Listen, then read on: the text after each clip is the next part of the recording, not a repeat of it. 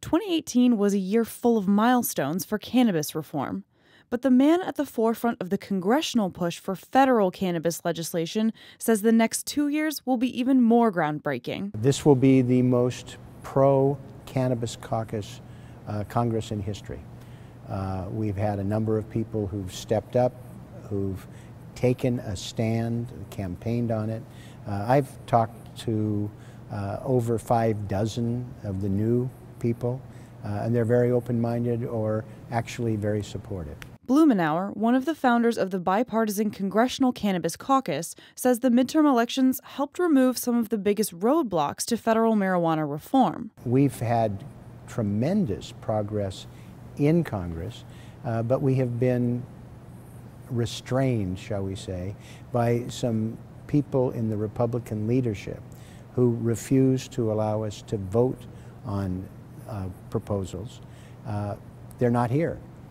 Pete Sessions shut us down on the Rules Committee, Bob Goodlatte with Judiciary, and Speaker Paul Ryan, who did not move forward.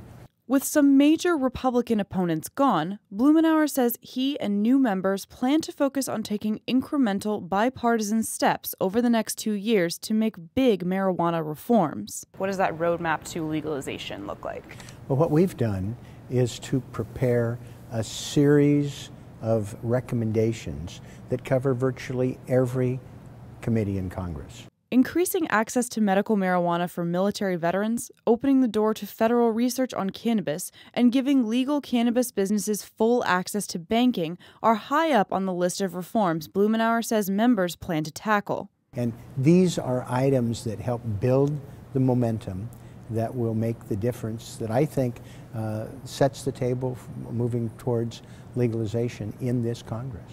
But getting legislation through a Republican Senate and then signed by President Donald Trump won't be a walk in the park. Senate Majority Leader Mitch McConnell and other GOP leaders have said they won't support full legalization.